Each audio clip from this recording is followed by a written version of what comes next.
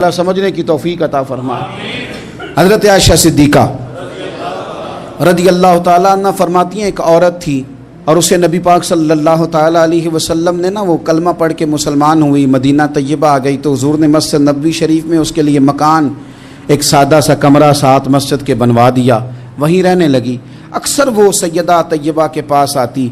تو حضرت عائشہ صدیقہ رضی اللہ تعالیٰ عنہ فرماتی ہیں وہ بڑی باتیں سناتی اور آخر میں کہتی وہ ہار والا دن بھی بڑا عجیب دن تھا اور میرے رب کی قدرتوں کا دن تھا، وہ بھی بڑا عجیب دن تھا۔ سیدہ عائشہ صدیقہ رضی اللہ تعالیٰ عنہ ایک دن فرمانے لگی کہ تو ہار والے دن کا بڑا ذکر کرتی ہے، وہ کیا دن تھا؟ تو خاتون کہنے لگی اماں جی وہ دن تھا جب میرے رب پر بھروسہ اور مضبوط ہو گیا، جس دن میرا اپنے رب پر توکل اور بڑھا، میرے ایمان میں یقین میں اور پختگی آئی۔ کہنے لگی میں ایک گھر کی کنیز تھی، نوکرانی تھی، اس گھر میں ایک بچی تھی جس کے پاس سونے چاندی ہیرے جواہرات کا ہار تھا۔ اس زمانے میں چمڑے کے اوپر لوگ ہیرے جواہرات لگاتے تھے،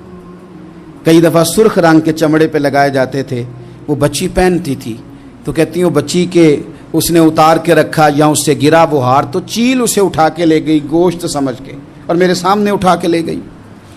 گھر والوں نے مجھ سے پوچھا، یہ بخاری میں موجود ہے، گھر والوں نے پوچھا مجھ سے کہ وہ ہار کہاں ہے تو میں نے کہا چیل اٹھا کے لے گئی۔ گھر میں کچھ چوری ہو جائے تو سب سے پہلا الزام کس پہ لگتا ہے؟ ملازمین پہ۔ کہتے انہوں نے مجھے بڑا مارا، بڑی تکلیف تھی، حتیٰ کہ میری شرمگاہ تک کی تلاشی لی، میری عزت اتنی خراب کی میں بتا نہیں سکتی۔ میں نے اپنی زندگی میں ایک واقعہ دیکھا، ایک امیر گھر میں چوری ہو گئی، ملازم کو اتنا مارا کہ وہ چارپائی پہ پڑ گیا، پولیس والوں سے اتنی مار پروائی گئی کہ وہ بیچارہ چارپائی پہ پڑ گیا اور پھر وہ اتنا بیمار ہوا اور کچھ دنوں کے بعد پتہ چل گیا کہ چور تو اپنا بیٹا ہے ان کا، پھر اس کا انتقال ہو گیا۔ اب وہ سیٹھ صاحب اور گھر والے آ کے مرنے والے کے کان میں معافیاں مانگ رہے ہیں، کان میں۔ تو میں نے ان سے پھر کہا تھا کہ یہ تو اب چلا گیا ہے، تمہارا زور چلتا تھا تو تم نے قانون خریدا اور تم نے اسے جتنا ہو سکا تم نے اسے مار پڑوائی، تمہارے پاس جو عدالتیں تھیں تم نے وہاں کارروائی کی، اب ایک عدالت قیامت کے دن لگے گی۔ یہ کمزور تھا کچھ کر نہیں سکا۔ میرے نبی پاک صلی اللہ علیہ وسلم نے فرمایا سن لو، اگر سینگ والی بکری نے بغیر سینگ والی بکری کو تکلیف دی ہوگی تو قیامت کے دن اسے بھی بدلہ دینا پڑے گا کہ تیرے پاس سینگ تھے اور تو نے اسے مارا تھا۔ وہ خاتون عرض کرتی ہے سیدہ عائشہ کی خدمت میں کہ مجھے بڑا مارا، مجھے تکلیف دی، میں کہہ رہی تھی کہ میرے سامنے چیل لے گئی ہے پر وہ نہیں مان رہے تھے، اماں جی انہوں نے مجھے بڑا مارا۔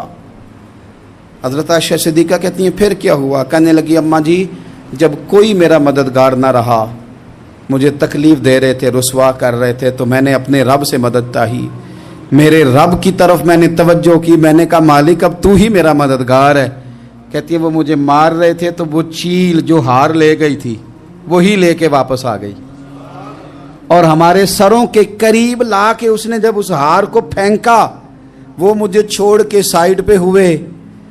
وہ میری بے گناہی جان گئے، لیکن آپ کو بتاؤں اس دن سے میرا اپنے رب پر یقین اور بڑھ گیا۔ مجھے سمجھ آ گئی کہ جب انسان پورا ٹوٹ جاتا ہے اور جب کوئی چاروں جانب اس کا مددگار نہیں ہوتا تو رب تو ہوتا ہے اللہ تو اس کا مددگار ہوتا ہے وہ تو پھر اپنے اس بندے کی مدد کرتا ہے